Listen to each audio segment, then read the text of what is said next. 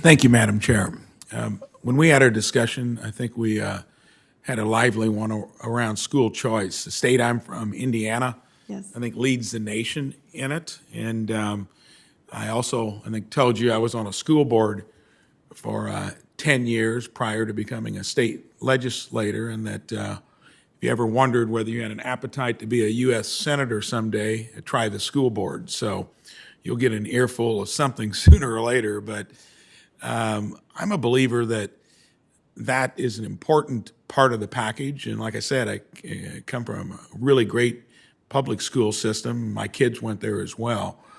What is the role of alternatives to a paradigm that generally works in most places, but in a state like Indiana, we've had two places where the states had to take over the school district because it just was not doing the job. And even in a place down in the more rural part of the state where I live, we had a school district that was struggling with enrollment, and the board's decision was to eliminate one of three grade schools that was the highest performing of the three, and also the most distant from where they would have had to have gone to school.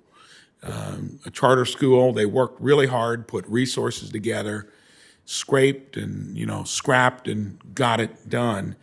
To me, I think it's important that it's there as an alternative, and then how you pay for it. In Indiana, we didn't fund it in the same way. We did it probably to the tune of roughly 85 to 90%, and then have backed it up with vouchers, to make sure that kids at the lowest end of the economic scale have that opportunity. Tell me what you think about school choice and vouchers to support it. Thank you, Senator. We did have a lively discussion about that, and I talked about in San Diego what we have in terms of our charter enrollment is 20,000 students. 20% of our students are enrolled in the charter schools in San Diego Unified, and we have a long history of authorizing 46 charter schools, and that's going back to 1993. And I think that was a surprise to you, the level of investment that we've made, and including some bond campaigns where we've invested in the facilities and the infrastructure to build those high-quality classrooms. And at the end of the day, my belief is that every student deserves to be in a classroom experience that's great for them, and parents would have choices. As I said, my son attended a local public charter school in San Diego, and I understand that parents need the right to be able to choose a learning environment that's best for their student.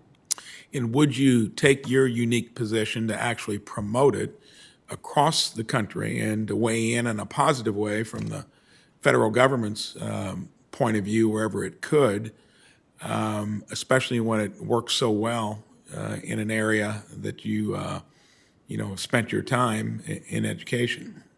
Yeah, I see our role as absolutely being able to lift up the best practices and our students getting a good experience. At the end of the day, are the classroom experiences in the schools. As you said, the decision was made locally to close a school that was not, I don't know what the particular circumstance was that you mentioned, but specifically, are we giving students access to the learning conditions and opportunities that are best for them and for their community? And do parents have choices? At the end of the day, I truly hope and believe that they should be able to go to their neighborhood public school as their best first choice. And I know that there's other choices around, and that those choices are viable as long as kids are getting the access to the type of learning that's best for them, and that they're achieving their goals and their best potential. Well, good. I would hope that you would be a proponent of what we just talked about. Indiana also, we're the lowest unemployment state in the Midwest.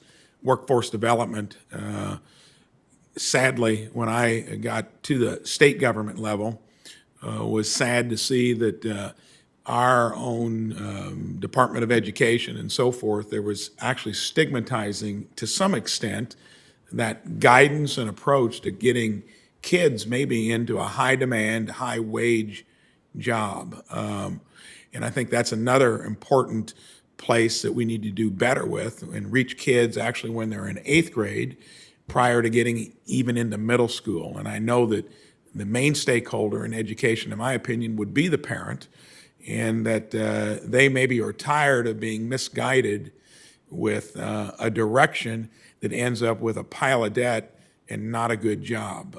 So briefly comment on that because we're close to being out of time. Thank you, Senator. I mentioned before the career technical pathways that we have in San Diego have proven to be very helpful for students, that they have choices for career pathways, but that choice doesn't limit them from going to college if they choose. And rather than tracking them into one or the other, that we have those programs that are aligned to the skilled jobs that we know are so necessary for our local region or across the country. And I think smart decisions are being made in this space, and there's great practices that can be replicated.